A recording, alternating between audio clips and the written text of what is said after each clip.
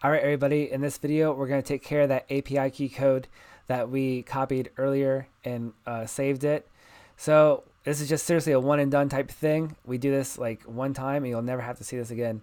So let's just do it right now so we can just forget about it. So go back to your documents, get your API key that we copied and pasted earlier and saved. Let's go back to ClickFunnels and go back to this little back section right here. And we're going to go into the integrations section right here, right at the top. And here we're going to add new integration. It's pretty, you would never find this stuff unless someone showed you, I tell you that, that's for sure. But it's simple stuff. So click on add integration. And then we're going to scroll on down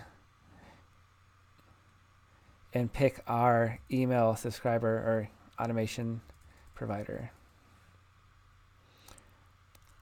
When ClickFunnels decides to let me scroll down. All right, here we go. So you can kind of choose like what you want to, who your providers are and what you're trying to hook up to ClickFunnels. So you have all these other softwares that you can basically hook up to. Like if you have a Shopify store, you can use Shopify too. So, but we're using MailChimp. So here we are. And there was a search bar at the very top, but I just wanted to show you like other things that you could use this for as well. So click on MailChimp, and then here's your API key. Just go ahead and paste it in here.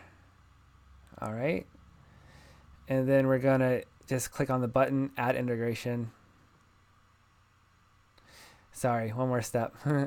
So we're gonna go integration name. Oh yeah, we gotta give this thing a nickname. So there you go. So let's name this thing possibly new course for social media.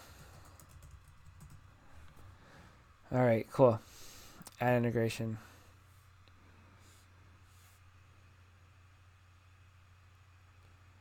And then we're all set. That's all we have to do. So MailChimp says right here, we successfully created our integration, and that's all we have to do. Now, this is important because like when we build our funnel, we have to be able to choose like what email, like where we want our email subscribers to go into. So like, and I'll show you this when we get to it, of course, but like basically this is what we're doing. Like we're just basically putting this code in here so that way ClickFunnels knows to put our emails into MailChimp. That's all this code is doing. And so once this is set up, it's all done. So you don't have to do this again, ever again. So the hard part's over. So we're going to do some fun stuff.